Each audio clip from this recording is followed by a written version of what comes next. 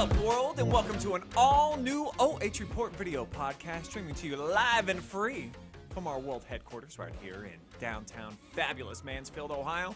And even though it's kind of a wintry mix outside, we're going to keep the conversation all jalapeno flavor. That's right, we're going to keep it hot, spicy, and we're going to keep it coming with a full serving of some semi-intelligent conversation. My name's Brian Skoronsky, fresh off of a very fun, amazing Easter weekend. Had a great time, some good company, including Travis Berardi over at my house yesterday.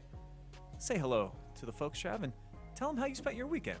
Hello, folks. I spent my weekend with my extended family of the Skoronskis, and I have to compliment Jory on a very, very good Easter meal. Ham, mac and cheese, mashed potatoes, Hawaiian rolls, green bean casserole, deviled eggs. I don't eat many deviled eggs, but I have to admit, those were pretty darn delicious. So it's not your fault that you look the way that you do. A little bit bloated and gassy. Homemade meal. Sometimes you got it. I mean, I look like G-Man and Storm do every day now. Like, it's okay. It's okay. Sometimes you got to enjoy a good homemade meal, no matter how bad it is calorie-wise. Hayden, speaking of which, obviously we know you as the gluten-free guy here. Do you go ahead and just throw that out the window on an Easter Sunday meal and just say, screw it? No, I do not. I do that for the sake of everyone involved that I'm around, family and friends. Wise.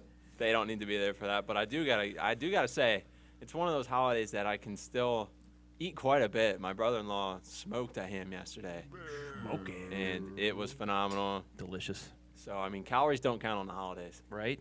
So. No, we don't count those, as Travis clearly outlined. Mm-hmm. G and Storm, two that are no stranger to a loaded plate. Tell me about your Sundays, boys. My Sunday was pretty relaxed, just hung out with the family, did all the normal stuff. But what I was most shocked by this morning is Travis, new hat. Like that? 15 consecutive playoff appearances, the most in professional sports in North America. The Pittsburgh Penguins back in the playoffs. Crazy? Giving up on we the haven't Pirates. seen him wear that hat. I waited until the perfect time. Sometimes you have to wait. He hasn't mentioned the Pens at all. Yeah, We talked about NHL last week. You never mentioned the Pens. It's usually the Pittsburgh Pirates cap with just the default and P. The Pirates above 500 right now. Something one's that got we weren't some flair. expecting. They're actually comparing the Pirates to the 1997 Freak Show team that a good friend of ours was on. Mark Wilkins, Mark shout out. Wilkins, yeah. Lots of love. Mm-hmm. So, hey, good things happening in Pittsburgh as always, sports-wise. Well, good things are definitely happening for the pocketbook and bank account of one Denzel Ward. The breaking news coming out about an hour ago, if you didn't see, the highest paid defensive back in football now calls the city of Cleveland his home, as he has for his entire life, a Cleveland-born guy. So $71.25 million guaranteed, over $100 million bucks over the next 5 years. So, gentlemen, G-Man, since you're our resident insider trying to be a GM of a football team one day, probably just the Vikings, but put on your insider hat if you're the GM of the Browns. Did they just make a good move, or maybe not so much? Well, I don't know about paying him all that kind of money. I think he's a pretty solid player when he's in the lineup, but he's not in the lineup very often. I don't think he's played a full season since he came into the league. Facts. And I don't think that he's even a top 5 corner at his position. I think Jalen Ramsey, Jair Alexander, Tre'Davious White, Marlon Humphrey, some would even say Trevon Diggs. I'm not going to say that because I don't think that he's that great of a corner. He's a ball hawk, but Marshawn Lattimore, you get the gist.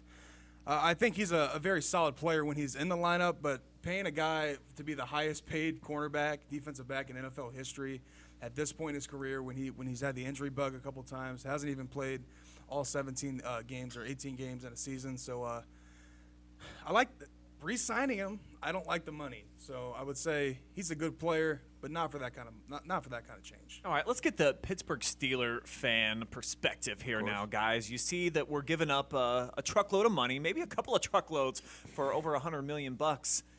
Do you like seeing it as the competitor? Or do you feel like it's a bad move for the Browns? Hey, $71 million to watch Deontay Johnson score more touchdowns against him. I mean, he caught Ben Roethlisberger's last touchdown pass in Pittsburgh in Week 17. And who was guarding Deontay Johnson? One Denzel Ward. So, yeah, sure. If he keeps playing like that, why not? Good for him, though. That's a lot of money. Yeah, that is a bag. What I like to look at in these kind of deals is guaranteed money too, because the big figure always catches your eye, but I still think that's a steep price for guaranteed. I agree with G-Man though. I mean, you got to keep your key elements I don't think he's the top corner, and normally you just associate highest paid ever with the top of the position. So a little bit of debate there, but I think they have to do what they have to do to keep a staple guy on the team because, as you said, Brian, investing in the future, I still think it's a little too much just with what they spent on Deshaun, but we'll see how it turns out for them. Well, as we all know, the story of the Browns, the sports gods typically don't shine real bright on us. So when we have shiny objects, we have to keep them around. And I do think that Denzel Ward is one of those. So I hope it pans out. Storm, you've been cheering for a team that has sort of a similar background as the Browns, the Lions. So I imagine that you understand when we have a top pick, a first-round guy, and they're wanting to stick around, you got to pay them, right? Yeah, well, I'm glad that you started off with that because, I want to preface, I'm a Detroit Lions fan, so I really don't have anything, I can't throw any shade or anything, but I don't know. It's very hard when you have a guy who's really, really good, but he's not always in the lineup, It makes the payment thing really hard. Do I think he's worth that much money? Probably not. Do I think he's worth that much money guaranteed? Probably not. It's just very difficult to judge a guy who's hurt, When you make him the highest paid, that basically is saying you think that he's better than Jalen Ramsey. It's setting the precedent. Well, I don't know that it's necessarily saying that. It's just that he is the next guy up. He's the next contract to be had, But and we're seeing that in a lot of I positions don't think in football. you can dump $100 million into a corner. I mean, is a corner that significant? I mean, it's a pretty vital position, but to make him, That's quarterback money. And You're the right. thing Yeah, is, too, is if this not for stuff me. doesn't pan out, like with him or the Browns are putting all their eggs in one basket. What's the cap hit on this? That's the big thing because I know you guys have a lot of cap space at the moment, but once you get down the line when you're signing all these guys, we did until we gave Deshaun Watson a fully guaranteed Oh, that's- contract, yeah, and this so- is 75% guaranteed. Denzel hasn't been out of the lineup that much. I think he's missed 12 games so far during his 4 years. So you boil that down, he's out about 3 games per year. Last year he played 15 of the 17, had 3 picks for us, leads the team in interceptions since he's been on the roster with 10. So you got to keep him around. Is he worth $100 million? I don't think so, G. However, to my previous point, when you're the next contract up, isn't that just how this thing is working right now? Isn't that how the engine is turning? Is that it's his turn? And then one of those other guys that you named, when their contract is up, they'll probably get paid more? Yeah, That's I just my mean, assumption. you have a good argument there. It's just personally, if I was the GM of the Browns, I don't know if I could give him that kind of money. He's a good player when he's in the lineup, as I mentioned, and so have you. He's definitely a lockdown corner, but if you're only going to play 12 games a season, I'm not paying you that kind of money to go out there and miss 4 or 5 games a year. how many years is this contract? 5. 5-year contract. It's 20.1 cap hit million. That's if he can make He the stays healthy, plays. it's a good deal. If he could maybe lead the league in interceptions for a year and be up in the top 10, make some big plays for you guys down the stretch, then it'd be worth it. But right now, that's a lot of cap money. You at least got to appreciate the Browns going all in. That's true. And I believe we were a top 3 pass defense last year, so you got to keep the band together. Joe Woods has a good scheme that you need guys like Denzel Ward for. Put him one-on-one on an island. So that is one thing that he brings to the equation is that he comes from the Ohio State University, where that's what they do. They lock you up man-to-man. They want guys with knife-long arms, and he presses you right at the line of scrimmage. So we put him in some compromising situations, and typically he holds up. Is he worth the money? We'll find out. He's only 24 years old, so he'll be playing out the full contract in Cleveland. I know he's born and bred from the area, so we're happy to keep him around. But got a big fan base in the state of Ohio, and at the end of the day, that's all you really want is that your favorite players stay with the team when they get good. At least the Haslams are investing, and they're not the Dolans when our stars get to the top and they're asking for money that they're like, sorry, we can't afford you. true. So I applaud you, Cleveland Browns, for doing this. And it could be a good PR move too. Fans love a fan favorite. You do that, it helps with the fan base, especially after the ending of the season you guys had last year with the high hopes. Speaking of high hopes, we saw 24 softball teams this past weekend that have really big hopes in the state of Ohio at the Wendy's. I always get this wrong. Spring Classic in Ashland. It's an invitational where they make you qualify. You got to be one of the best teams in the entire state in order to get in. We live streamed for the first time ever 6 games before they ended up getting rained out. So we saw a lot of quality softball, lots of good teams. I want to know some of the top takeaways that you guys are still thinking about. What did you see this past weekend at the Wendy's before it got rained out on Saturday? Travis, you're our resident spring sports expert. Lay it on us thick. That was fun. That was a great weekend of softball. I wish it hadn't have rained Friday night and the Saturday so we could have seen the championships. But we learned we have a lot of great softball talent in this area. Started off with Buzzard and Loudonville. The first game against Elyria, she pitched a really good game. So Division IV, them alongside Hillsdale, that had to have been the game of the weekend. Them and Ashland going back and forth. Great game there. But we have a lot of good teams. Triway and Carter Wachtel, got to be one of the best sophomore pitchers in the state of Ohio.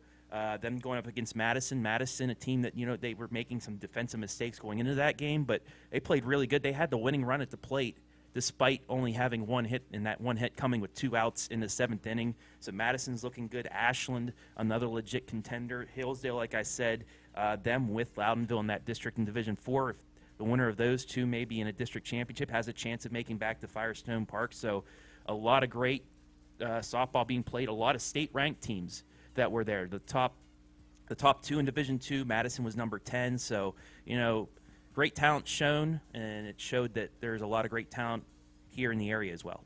And the small schools, I think that's going to be one of my biggest D4 takeaways. went, 3-1 against D1 teams? Yeah, we had like that sort of, if you want to call it the David versus Goliath matchup, and true to the Bible, Goliath got slayed a bunch of different times that we saw. So the small schools in our area, pretty good, and I guess outside of it too, since we got to see the whole collection from around the state. So Hayden, from what you saw this past weekend, what do you think were some of the biggest things that you can extract from the teams that we saw, some of the top players? What are you thinking about? I would echo what Travis said. I think probably my personal favorite game from the 2 days that we were there was the Ashland-Hillsdale game. Because of who we know Ashland's going to be this year. And my big takeaway, I know Ashland's, they're going to go very far, but I really, really was impressed, not only because they came out on top, but by Hillsdale. I know going into the weekend we had talked, was it last year, they were the only team to beat Keystone? Yep. I believe it was. In the Wendy's. Yeah, in this same tournament last year, and I think that they went head-to-head with the other juggernaut here in the tournament this year, and it was just an instant classic. They went back and forth. That out-of-the-park home run was tremendous, and I think that overall they're going to go very far, and like you said, I think a lot of teams here in this area, kind of showed people what they're all about. And I think my biggest takeaway, too, is I agree with you, Travis. I think this was a blast. I actually was pretty disappointed Saturday, waking up and finding out that it wasn't going to happen. I'm sure the teams were as well. But I think we all learned that live softball looks pretty good. Yeah, and the team that I was most looking forward to seeing again was Worcester Triway. Yeah. I got to admit it. Yeah. Carter Wachtel that you had mentioned, 17 strikeouts in their game against Madison. And against a team that went to the Elite Eight last year, too, and lost to Keystone, the team that Triway lost to. It wasn't like Madison's got a down year, lost a lot of players, have a lot of young players that don't know what they're doing. She pitched against some of the best players in the area and shut them down until a couple errors in the 7th. The final, the only hit they had with 2 outs in the 7th, and brought up their best hitter, and still she was composed, got that final out, and that was their only game they got to play. But hopefully we'll be able to see them a lot more on the OH Report. Yeah, it looks like we're definitely going to jump on the bandwagon with them, follow them during the season. But when you tie that to their hitting lineup, I mean, that is nightmare-inducing. I got some numbers right here. 440 batting average as a team, guys. Have you ever heard of that? I haven't. That was a first for me, and they got 4 players hitting over 500. So that's like going into the final level of Mario. You know what I mean? Where you're just looking at, like, I don't even know which way to go. There's just danger at every turn. That's how I would liken the Worcester Triway lineup. So definitely looking forward to covering them again. What about you, gentlemen? Who do you want to see again? What did you see? Tell me more. I'm just going to echo exactly what you said, Brian, about Triway. And man, Carter Wachtel, almost 20 strikeouts. That's pretty incredible. I don't think I've ever seen that before, that kind of number at the high school level. And it was just like, it happened so fast. I don't really even remember covering the game, to be completely honest. It was just like boom, boom, boom. Everyone was getting struck out, and it was happening so fast. And Did she not allow a hit to the last inning? The bottom. The was last one of the batter, last, she was yeah. 0-2, so she needed one more strike. She only gave up 4 hit balls, 5 hit balls, 3 of them on the ground, 1 pop-up, and then that single. Everything else was via strikeout. And I expected their lineup to get a little bit weaker as we went to the bottom of the order, but nope, it didn't matter. It was hit. And it took hit, it 7, took a 8, 9. very good defensive game from Madison to even keep them in that, which I got to compliment Madison on their best defensive game played. I know Coach Nicewander was really happy with their defensive performance, their pitching performance, and if it wasn't for an error in the first inning on a steal, it's probably 1-1. So, I mean, the number 10 team in the state, the number 2 team in the state, it lived up to the hype. Yeah, I see Tri-Red playing for a state title. Yeah, I think Would they're not the be odds-on surprised. favorite. Yeah. I mean, they're as good at the plate as Travis with a fork and a knife. You know what I mean? They didn't You darn lose right. anybody. They He didn't comes lose up You big. darn right. With that ham in front of me, Last you're year? gone. They brought back everybody, Yeah. and they went to state title. And Wachtel pitched last year as a freshman. Yeah. She's going to be, I just put it down right now, she's going to be getting a lot of D1 offers next year and the year after. She could be pitching for an Oklahoma or, Arizona, those good teams, UCLA. I could see her being like that. And she does that plays with a for lot of travel off-speed. team right now out of Georgia. Yeah, she got plays, and recruited. she does it with a lot of off-speed, too. She doesn't just throw it down your throat at a fast speed. She can hit the corners.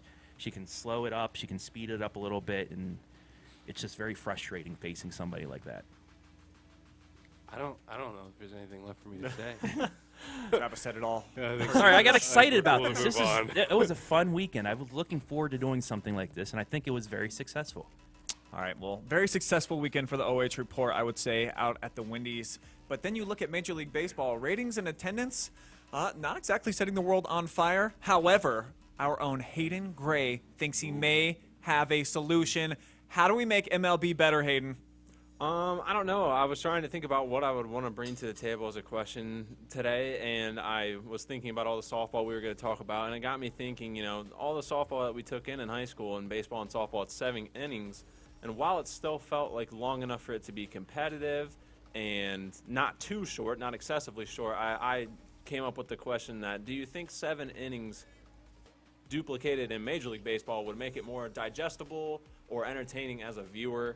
I'll just toss in my answer real quick. I said I think I'd be more entertained or inclined to watch it or take in more games during a regular season if it was 7 innings. Just with the number of games and the average time of a 9-inning baseball game, I mean, you're talking, I don't know, I would just say a ballpark average is 3 hours. Yep, that's true. Three down to hours 2:15. and 10 minutes. Getting puns in Unless there. it's the World Series, and you and I know it's about a 5-hour 4 affair. hours and 40 minutes. Right. So, yeah, I guess my question to us all is, do you think a 7-inning Major League Baseball game would be successful? And, Travis, I'll just start off with you. I actually agree. I think 7 innings would cut it down a little bit, maybe get it to about 2 hours, 15 minutes, 2.5 hours. But it would also change the dynamic because you wouldn't need as many pitchers in the game. You got your Right. setup, your closer that comes out in the 8th and 9th innings. You also have maybe a guy that pitches the 6th and 7th. So you could take a couple pitchers away, add a couple hitters on your bench. It completely changes the dynamic, especially now that both leagues have the designated hitter. It really could change things up and make it more interesting. So, me being the baseball guy, Yeah. I could even agree to Yeah. say 7 innings. It would change, give you some more boppers on the bench, make it funner, get some of the big bats up late in games. And, yeah, you made a good point, Hayden. Well done. Wow. That might be the best back and forth we've had. And this was In a documented, while. right? We got that live? Okay. Yeah. Even argue. We'll go back and watch All right, this. Storm. Hey, before he didn't have that much to say this time. Is there anything left for you? Yeah. Thanks, Travis, for leaving something for me. No problem, bud. But I think there's a lot of things the MLB could make the game more digestible. And I do think shortening it down to 7 innings would help. But they just need to take out all the things that slow it down. They need to add pitch clock, limit mound visits, and just all the overall stalling things that teams do. They actually do, but they don't let the pitch clock matter. Like there's actually clocks that they have set up in the last couple of years for 30 seconds or a minute in between pitches, but the umpires just ignore it. care. Yeah. Well, it needs to be enforced then. Yeah. And I think a big thing that a lot of people don't look at is that a batter should be like. So in basketball, Joel Embiid, he can take 30 shots a night, but in an MLB game, you only get 4 or 5 at bats. So in my opinion, I think that you should be able to be in the batting lineup more than once, just because You know, if I'm going to, let's say, a Tigers game, I'm going to see Miguel Cabrera at the plate or Javi Baez at the plate. I don't really care about the 8-9 guys, you know. So I think it would It's a little harsh. I think it would benefit. Well, even like Mike Trout or Shohei Ohtani, you know, you want to see those guys at the plate. The guys who are at the bottom of the lineup, whatever. Like, they're just there because you have to have 9 guys. You would need at least 4. Because if the bases are loaded, what are you going to do? Ghost Yeah, runners? so to make sure I'm following Ghost you, runner. say Mike Trout's at the plate, he strikes out, he can just go back up again? Yeah, you know, and there would obviously have to be limitations and experimenting with it, but, you know, just so the stars can have more of an impact on the game and so the fans can see more of who they want to see. Because honestly, like, if you're going to go to a game, I want to see Mike Trout hit a ball 500 feet, you know? So that's just my opinion, though. Well, after my beloved Bulls lost last night, there was a Padres versus Braves game, I believe, on ESPN, and I was like, you know what? I'm gonna try it out just for the show because I know the MLB is gonna be brought up tomorrow. And I kid you not, they threw one pitch, and I waited for them to throw the next one, and I said, Turned it off, and I walked downstairs, and I stared out my kitchen window while I drank a glass of water. I was more impressed by the cars being driven by than actually like watching the game. Oh, I don't know what they need to do, but it's just pace of so play. boring. It's pace of It play, is and that's so what's lost so boring. many fans here in the last 5-10 years is pace of play. Things are getting slower. Batters come up into the box after every pitch they get out. They fix their gloves, and then they tuck call their shirt time, back in, and call and then yeah. They call like 3 times like every at bat. That's something they're looking at too. 25 Is minutes you've been at bat. for batters especially that they have to be in the box more than not. They can't keep calling timeout. They can't keep adjusting themselves to look all pretty in their jerseys or stuff. But that's one of the more pace of plays that they got to fix. That pitching as well, and maybe even taking a couple innings off. It'll keep fans interested, especially the younger fans. Younger guys like you, this is the future of baseball. They need to make it more attractive to younger fans. I think or they're gonna 7 lose it. innings would be better. Yeah, to answer your question. Okay, yeah. I just Because felt in like 3 hours of baseball, I seen a stat. It was like there's only like 20 minutes of Right. actual like action, like live during the game. right. And 'cause that's ridiculous. Yeah, I'm always hesitant to when they reduce certain things like that. If you're going to take down the amount of games in a season in a league or something, you don't want it to be too drastic. So I felt like maybe that 7-figure, it makes at bats, it makes more innings more meaningful. I guess personally, that's how I felt with the softball game. Like if you have a bad inning, it's a little bit more impactful when you're only playing 7 instead of 9. Sure. The pitch clock, I think, absolutely should and could be implemented. They just have to should be enforce enforced. it. Yeah. And I saw in the minor leagues that they've had that rule for the last couple of years, but they have like a big out, a loophole where the pitcher can just step off and it restarts the clock, Yeah. and it happens over and over. And I believe that the numbers were that they've only enforced the rule just a couple of times. Get some umpires, like have a big buzzer that just goes when you should have already thrown your And pitch. it's a And ball. guess It's an what? automatic ball. I don't know what the consequence is that what the consequence? Just a ball? Also, robot umps. I'd say walk. Yeah, I think They're it should be starting to implement umps, robot too. umps too, because Yeah. how many pitches that. do the umpires miss that add on to the game as well?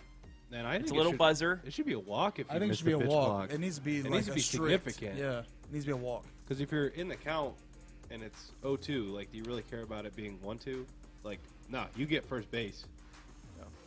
Yeah, our producer You points make out good longer points. games means more commercials, means more money. So Right. I Oh, bet we're it'll stuck never for happen. 9 innings. By money. They're probably Right. talking the exact opposite at the commissioners' meetings. Like, can we do 10? And that's for everything. It's the all NBA the will never owners shorten and their season. commissioners and Right. the media. It's all the media. But it would be. Blame the media. Blame us, folks. Thanks. Well, That's let's switch it up now. Let's go from America's favorite pastime to America's game. The USFL kicked off its season this weekend, and as expected, my Houston Gamblers look like a championship team, putting up 180 yards of total offense, but in a dub, baby. So we're off to a 1-0 start. I tuned in. I paid a little bit of attention to it, and I gotta say, I was pretty pleased with the product. We're all pretty big football connoisseurs, but maybe none bigger than G-Man. So we'll start with you. What do you think about the USFL coming in during spring and filling a couple-month void before the real league, the monster, of course, in America, comes back in the fall? Well, I've seen all over social media. They definitely loved it. I actually didn't watch any. I did see some highlights. It's because our game's tonight. Our game hasn't happened yet, so my team hasn't played yet. We got postponed. The Tampa Bay Bandits were taking on the Maulers, Travis's team tonight. So a little bit of Monday Night Football action. If you don't got anything to do tonight, tune in on FS1 and cheer for the Bandits. But smaller. Yeah, I heard it was a great product. Had like 3 million viewers or something like that, and I'm pretty sure. I mean, that's a pretty solid product to say the absolute least. So, I think they got something going here. It's just, are they going to be able to sustain it and keep it going? Because we've seen this happen a couple times, and the season will get canceled or whatever. So, I think right now to keep the gap between the NFL coming back and baseball being, this is dope, man. I'm excited. I think I'm with him, man. Kind of much like the cowboy does, or the cowbell does, I should say, for Christopher Walken and that Blue Oyster Cult SNL thing. I think that's what the USFL can provide for football fans. It just gives us a little bit more cowbell when there's not enough cowbell. So why not? Give these players an opportunity. We saw some great behind-the-scenes stuff since the games were getting canceled last night. It was showing some interviews with some of these players, and they thought that their careers were over, that they were not going to be able to pursue pro football anymore. And while the paychecks aren't great, it's still being a professional athlete and gives you a chance to maybe showcase something to someone in an NFL executive office that, let's give that guy a call. It's still football, and the beauty of football, or part of it, is kind of the strategy and the just how complex it might feel to some people that don't really understand the game. And it gives you awesome insight where the offensive coordinator is mic'd up and you can actually hear what he is telling to the quarterback in real time. That was awesome. That's something that you only get to see on NFL film. So to watch that in real time before the play happens, dude, I was blown away. I honestly thought that was the coolest part of the entire game, just that back and forth. And then with the replays, too, that you get to hear, we're always like, man, how did they butcher that? How did they get the replay wrong on the challenge? Well, you actually get to hear the conversation between the official and the guys that are back in New York, Mike Pereira. I think it's awesome. I think there needs to be a little bit more transparency. That's what the USFL is bringing. I hope the NFL adopts some of it. Now you see Brian's got excited because he took everything I was about to say, and probably everybody else as well. But how's it feel? Adam, it feels great, actually, bud. So, yeah. Anyway, the one thing I would say about it also is the measurements. They don't bring the sticks out. They have that technology that they use in tennis. They have the line down there, and they have something with the football. I don't know if they have a chip in it or whatever, but when they put the football down, it automatically measures with all the lasers and says how many inches short or whatever. So they don't have to take out the sticks. They just have to call upstairs and bam, immediately tells you if they got it or not. Utilizing technology. Why are we still letting officials mess it up? There's drones with cameras flying around the field at the same time for the broadcast. I don't know if I can get used to that. That was weird. If you guys get a chance to tune in, there's just drones everywhere. Yeah. All right, go ahead, Hayden. All right, well, I'll admit I totally forgot my squad, the Generals, were playing Saturday night just because. All right, G-Man. But sometimes you don't, I don't know, other than back in college football in the fall, I'm not used to Saturday night football games. So I got myself straight, watched the second half, and I was glad I did because the second half was fantastic. Now, we came up on the short end of things due to an unfortunate touchdown within the last minute of the fourth quarter. But, I mean, looking at the box score, the Generals are my man Luis Perez right there. I mean, tossed 2 touchdowns, threw for 143, 75% completion rate, no picks. So, I mean, he's holding down the helms. I mean, we had an instant classic, I had seen Fox Sports say. So, couldn't ask for more. But I agree with you guys, too. The production's clean, and I feel like why it looks so good, too, is I forget some of the other networks they're going to play on, but, like, they adopted what football on Fox looks like. Like, it was the standard Sunday format that you would see for things, down to the scoreboards, some of the people on the mics. It just felt very professional, and something that came to my head while we were talking about it, I know before we said maybe the NFL is scared by something like this. I think, honestly, it's in their best interest to have something like this succeed, because we said some of these guys are legitimate players that could get a shot.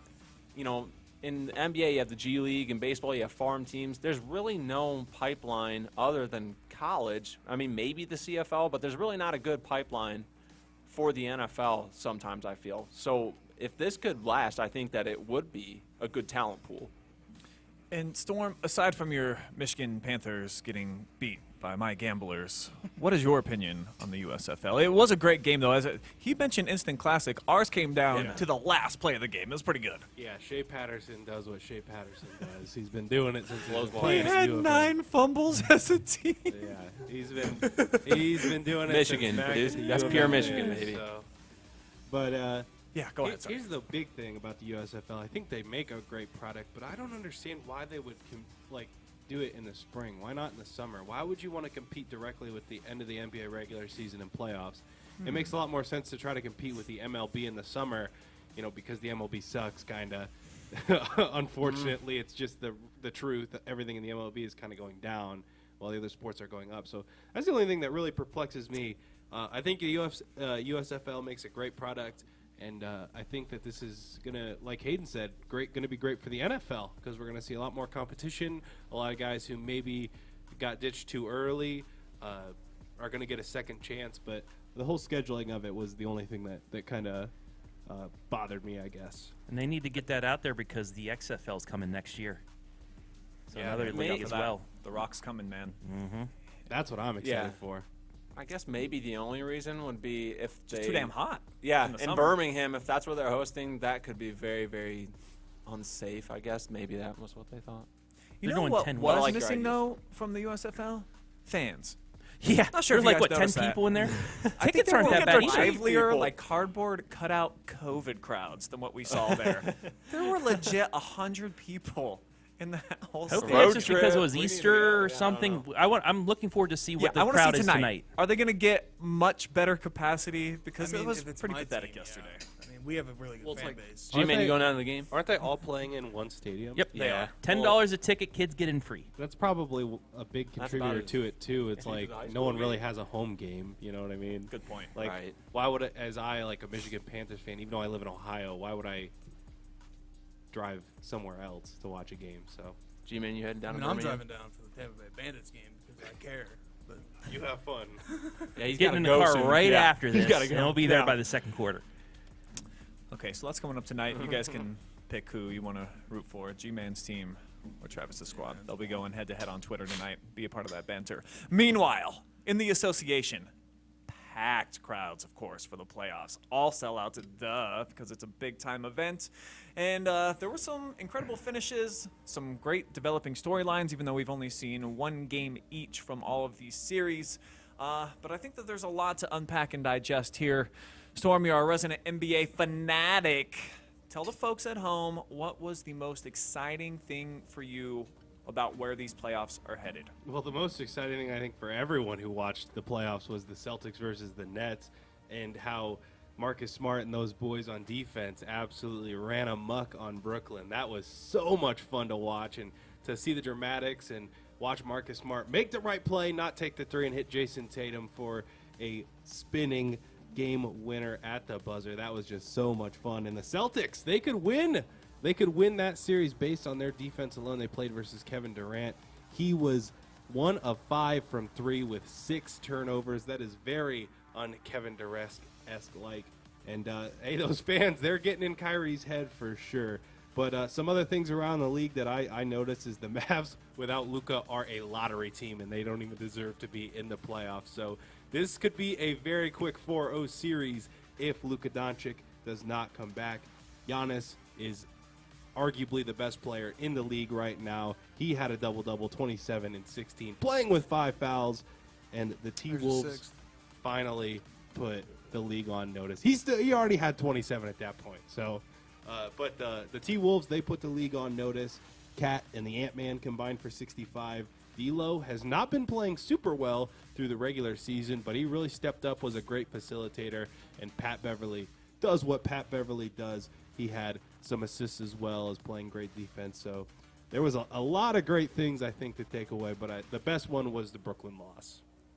I think I'm intrigued most by the Sixers and what we saw with Tyrese Maxey putting Yeah. up 38 against the That was Raptors. crazy. Can that continue? No. Because if James Harden doesn't have to be a 25 per game scorer, which he has not been since he's been traded to Philly, maybe they're the favorites in the East, but I don't know. A lot of people sleeping on the Celtics. Not that Adam has forgot. Hey, good that they got one win. At least, Adam, they're not going to get swept. I'm kidding. No, I hope that series goes 7. And good for I hope that Jason series goes Tatum. 7. Like, I think that's always been the question. He's got the skill set since he was 19 and he come into the league. Duh. We know he's what, 6'10". He can handle. He can shoot. He does all those They had things. 4 guys But score does 20. he have the Mamba mentality, if you will, to actually do something big time in the clutch? I think he was just going in to be a rebounder, and then Marcus Smart passed him the ball, and he did the willy-nilly and put it in the bucket. It was all pretty cool. So many great storylines. What's your favorite, Hayden? Well, I don't know. Actually, it's your least favorite. Sorry. Yeah. I don't know if it's my favorite, but I think we learned a lot. So, I mean, if we want to count as playoffs, I guess it's a play-in, but still, it was on the weekend. But I think my biggest takeaway is just that the Cavs just aren't ready yet. I think they deserve to get to the point that they were. I mean, at one point we were sitting at second in the East back in the regular season, and we saw what happened. But I think they're getting close. I think that's the kind of games they need to play in to realize what still needs to happen in the organization to get to that level.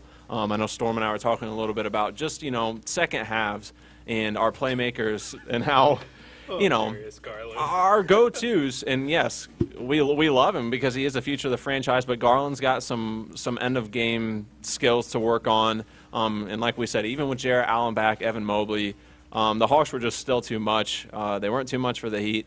But I think that we're going to be there soon. But I think they're going to, we have the pieces in place now. JB Bickerstaff, we got to do everything we can to always have him as our coach. But we're just not ready for a playoff series yet. If it makes you feel any better, the ice kind of melted there in Miami. Yes. Went out for 9. So, at least he kind of had, not that great of a game one. Some solace for a Cavs fan.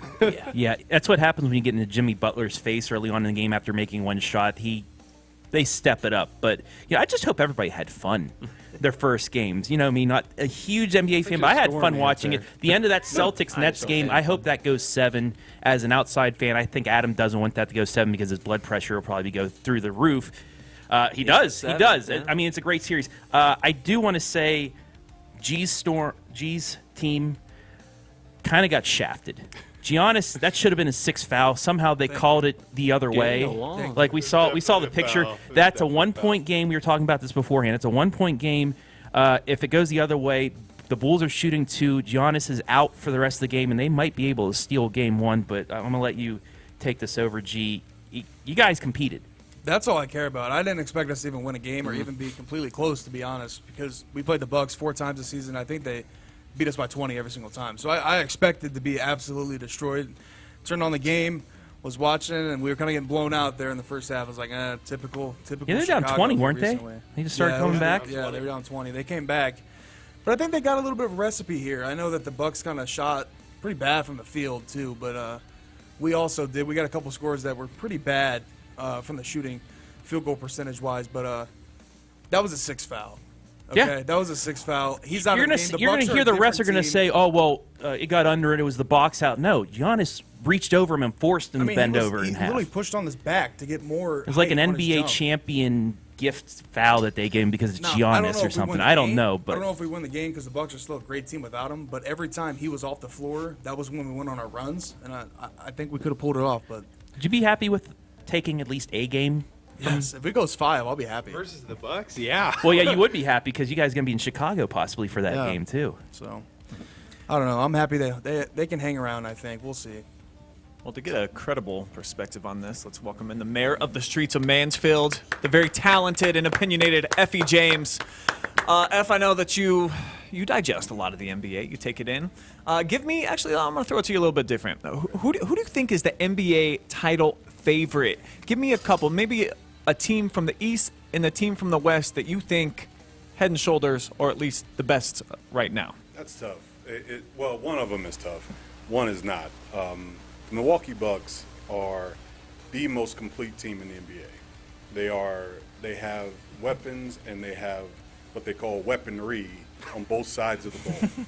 Like, it's one thing to have an offensive weapon, and they have weaponry on both ends of the floor. They are the most complete defensive team, the most complete offensive team. They share the ball, and they have championship experience. And I bet they are so happy right now that all the lights are shining on everybody else while they're quietly being the best team in the NBA and have been for a few years now. So I think the East is a done deal. Now, the West could get interesting. I think the West could get interesting. My heart loves Memphis.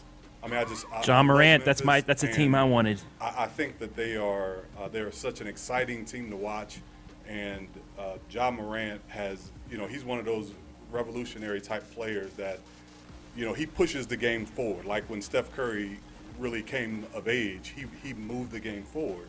Well, Ja Morant is doing the same thing for Memphis. And so between them and, there are, who do you want? Golden State, they got, Jordan Poole puts up 30 in his first playoff game.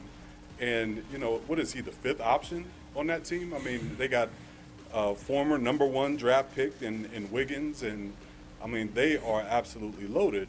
But, again, the thing that I like about this year's NBA is that the new stars are really emerging. The young stars are really playing like stars, where usually you get to the playoffs and it's just the old veterans playing better and being better than everybody else. But, when the Lakers didn't even make the playoffs, that showed a shift in how things are going to operate in the NBA. These young players are coming to play, not just coming to play, they're coming to win. So I like Memphis. Good money is on Golden State Warriors because they just have so many weapons, and they also have the championship game. What about Phoenix? Yeah, no love for the Suns. The reason why I'm not going to say I don't like Phoenix. I just think when it comes down to the reason why I like NBA is because when it comes down to getting hit in the face with a microphone, Gotta be ready for anything down here. yeah, Ref. always. The reason why I look at Phoenix Suns when it comes down to really the NBA, the best team's going to win in a 7-game series. A lot of times what makes March Madness so much fun is because the best team doesn't always win. The NBA, the better team is going to win. And I see Phoenix in a 7-game series. If a team is better than Phoenix, they're not going to beat them for 7 games. And I do not think for 7 games they can be the best team in a Western Conference Finals, let's say. Now, can they be in this series? Of course. But in the Western Conference Finals, I just don't think so. But they are good. That's my take. I think there's 8 teams that actually can legitimately win it.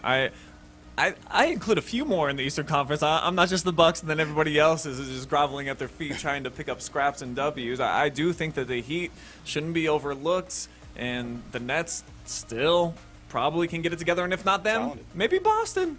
Who knows? Talented. They are talented, and I like the reason why I like the Bucks is because of they have mastered something that teams have not been able to master. This is the era of the big 3 and the superstar championships, but the Bucks have figured out a way to have their superstars play within a system. Of course, you think Giannis couldn't score more points in a game if he wanted to? Of course he could, but they have figured out how to play together, and most importantly, they have figured out defensively how to stop teams from doing their first or second option. Which, if any coach will tell you, if you can take away any team's first or second option, you're going to beat them. And Milwaukee does that better than any team in the NBA, and they have done it consistently. All right, since you're a TY Tiger royalty, former player, coach, mentor, everybody's got at least one question that they want to lob up at you, Effie, let you hit out the park. We'll begin here. We'll go around the circle. Go ahead, Trav. Well, Effie, we were talking before we even came on. You're well known for that Madison game. Got you your first ever playoff appearance in Mansfield's senior history. 1993. Yeah, and you can go back on YouTube and watch that game as well. Just awesome to watch it. But this year's TY Tigers made the playoff appearance last year, bringing a lot back. What's your early indicator on their potential for this season? I do think it. And by the way, it's always interesting to hear when people talk about those games because I have 3 daughters and none of them they don't understand why people even know me. They're like, Dad, why do so many people know you? I'm like, I don't know. But anyway. Did pretty good on the basketball side of things too, yeah. But anyway. But I really think this year, high school football more and more has become about quarterback play. And what the Tigers have coming up in young Duke Reese is one of those quarterbacks that he is a hard worker. He has waited his turn. He has been a great student of the game. And for what I hear from the coaches, he's working really hard, and I think he is going to have a breakout year. Now, with that, with all of the talent and speed at the skilled positions that the Tigers will have, I think they have an unbelievable chance to get deep into the playoffs. I mean, when I'm watching this film, and every time I see somebody new, it's like a kid who was a sophomore that played last year or a junior that played last year. The weapons that they have coming back, along with a quarterback that is ready to go and is going to understand what Coach Bradley and the offensive staff want, I think their potential is through the roof. And they have got a great test in, Massillon, Washington coming back this season. I think that's week 3. That is going to be a huge test for them. But I think with the weapons they have, they'll be able to line up against anyone. And I think they'll be able to score with anyone in Division III. So it'll be interesting to see. I'm of course I'm biased, but I really think, even looking objectively, like they could have a really big year this year. And that's mentioning Massillon, that's a perfect segue into Hayden's question. Yeah, so obviously, I don't know if you caught any of them last year since they were at Arlen, but obviously Massillon played 2 of their playoff games. I was down at those when they played Big Walnut and then Green, and they would lose to Green in a close one. And I like that you bring up the youth at the quarterback position for Mansfield next year, because I believe, now lots of things can always change, but I believe last year, especially in that Green game, the TI Tigers brought in a freshman, Jalen Slaughter, who I would expect to be their returning quarterback next year. And I mean, obviously they're a storied program as well, so that's pretty big for a young guy like that to be at the helm. But how do you think, based off of last year, if you got to see either of those games, the play style of Massillon with some of the speed and things you're talking about now, how do you think they might match up just in terms of physicality and speed when they meet, ahead of this meeting? How do you think they match up? This will be a tough game for the TY Tigers. Now, it will be a tough game. And it's no slight against our team. It is going to be a tough game. Not even if I hadn't seen them last year, Massillon, which I have, it is going to be a tough game because of the physicality that Massillon will bring to the game. We will bring physicality as well. We will bring speed. We will bring everything that they have. The only difference will be they will have 2 or 3 guys at every position. You know what I mean? The depth, I think, will be a big part of that game, and what happens in between game 1 and I think game 3 when they play. Who's going to be able to step up and step in when those things happen? I think, like I said, we match up well. The depth, I think, is going to be a key factor, and we would have to get off to a tremendous start. Defensively, we would have to be able to get off the field defensively and keep the ball, again, out of their weapons' hands, and their quarterback is dynamic. I watched him a little bit last year, too. So it is going to be a tough game, no matter what happens. But, again, our team's talent says that we belong on the field with a team like Massillon. But, with an objective eye, again, it is going to be a tough game. It's going to be a tough night for us, especially if everything doesn't fall right, if we don't have our health, if we're not 100% healthy. Right. We have to have all those things come into play for that specific game.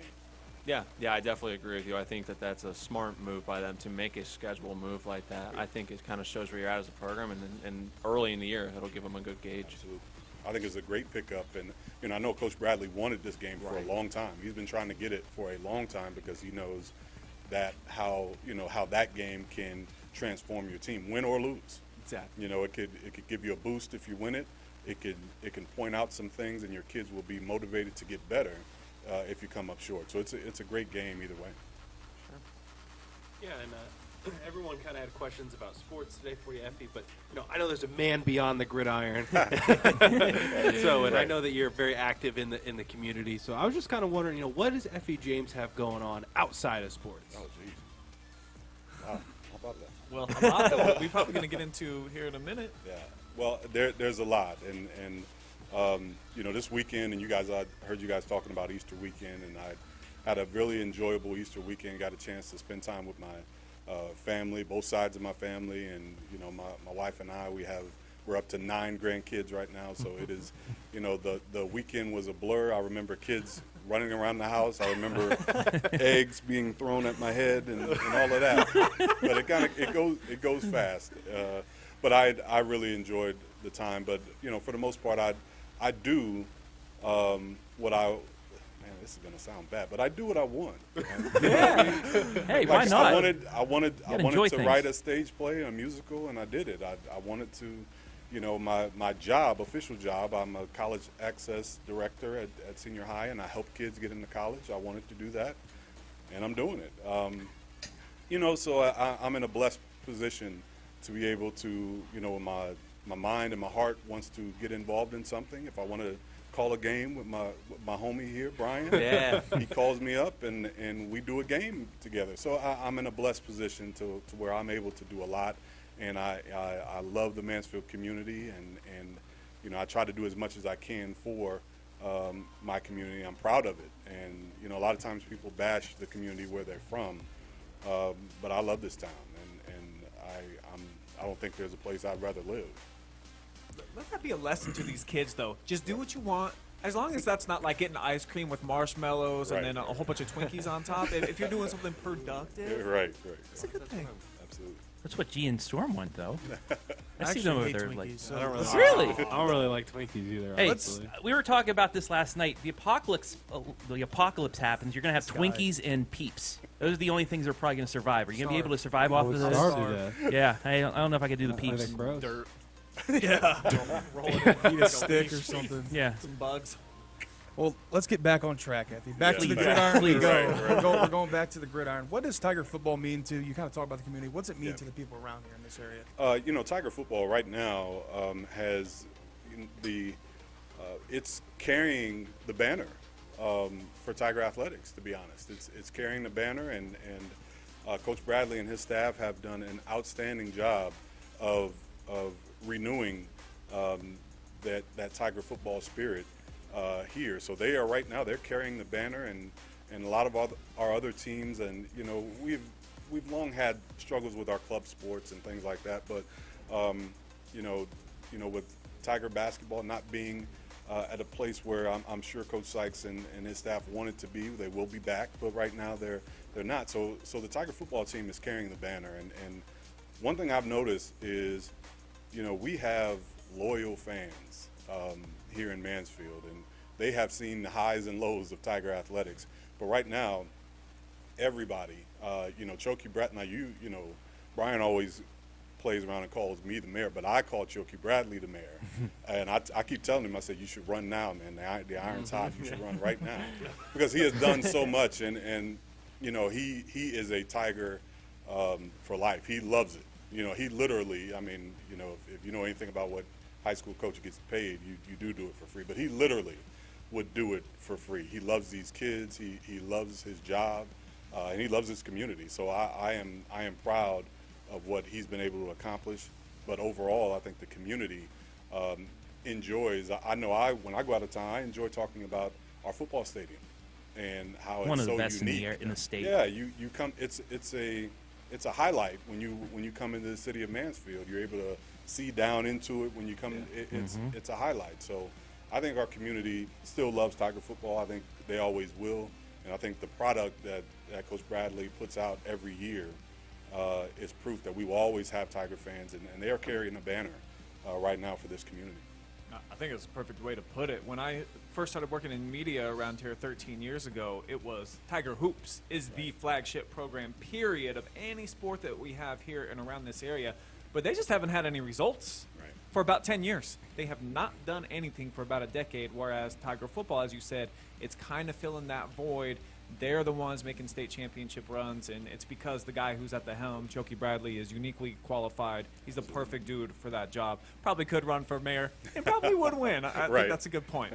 But you talked about some of your other interests outside of sports, and you wrote a stage play, a musical stage play at that. A lot of great talent that's in it. So for anybody who doesn't know, fill them in on the Family Matters, what it is, and how you came up with this awesome concept. The Family Matters is a musical stage play, and somebody told me, like, you can't say that.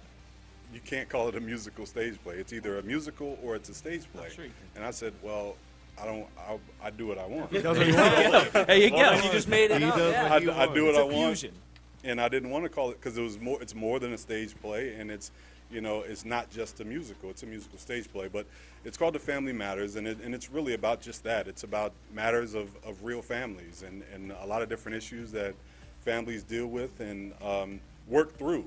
And I didn't, you know, it's not something that, you know, it's like this downtrodden drama of all the problems that family, no, it would be as if we were all sitting at a family reunion and we were all talking about what's going on in our homes.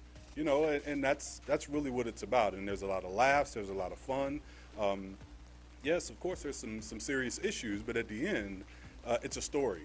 It's a story told through the lens of music. It's told through the lens of some really talented performers, and I know you've got a chance to hear them. And I'm really excited about just being able to expose our community to such great talent that, and sometimes you just don't get to see or you don't know about. So The Family Matters is a musical stage play. We're going to be having it April 30th, which is, wow, really coming up. Now that I said that, I got to get to rehearsal. But 12 days. It's coming up soon. It's on Saturday, April 30th at 7 p.m. It's at Mansfield Senior High School in the auditorium. Tickets are on sale right now. You can go online to thefamilymatters.net and get your tickets today. We will have tickets available at the door, but we want everybody to get online so you can get right in and get your seat and get your tickets. But I will tell you, and of course I'm biased about this, but it is going to be a fun show, a fun night. You will be entertained. Tickets are only $5. It is a steal from what people keep telling me. I didn't, you know, they're like, man, you should charge more money. I'm like, no. I really want the community to come out. Right. I want the community to come out, and I want families to be able to come out. It's family friendly. Bring your kids. We are going to have a fun time, and it's going to be really enjoyable. I'm excited for everybody to see it. Yeah, super thrilled that we get to be a part of this. We're going to be making a movie out of it. So if you're not able to be one of the lucky ones to get a ticket, you'll be able to watch it on OH.Report here down the road. And to keep the hype train moving on this, we do have a quick clip with some interviews with Mr. James as well as a couple of the stars of the play. Let's go ahead and run it.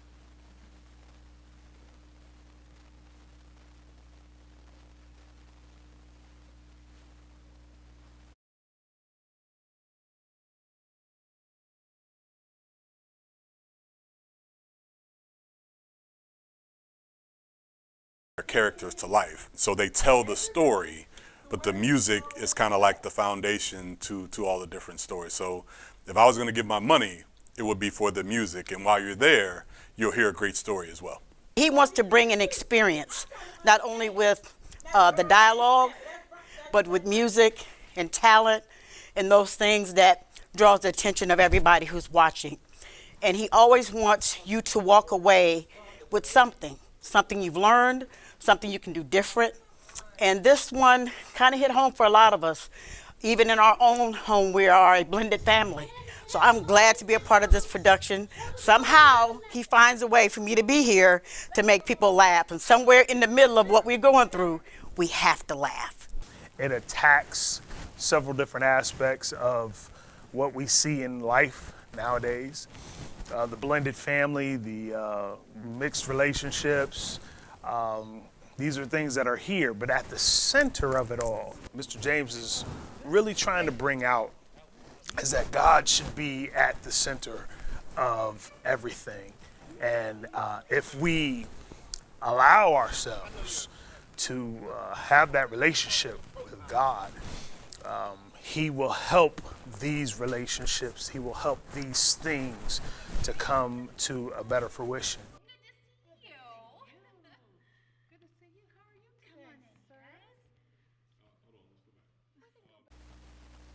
So there it is, a little behind-the-scenes look there at The Family Matters. So many great stars, so much talent right here in Mansfield, and the songs, you're right, you say it right on there that's why that's worth the price of admission, just to hear some of these people sing. And then also, Effie, some of the situations in the play actually tie into mental health. Right. What can you tell us about some of the initiatives that can spark change that you'll see during the play? Well, we really decided with the help of the Richland County Mental Health and Recovery Services Board, who is our primary sponsor for this project, we wanted to have a great kickoff into Mental Health Awareness Month, which is May 1st.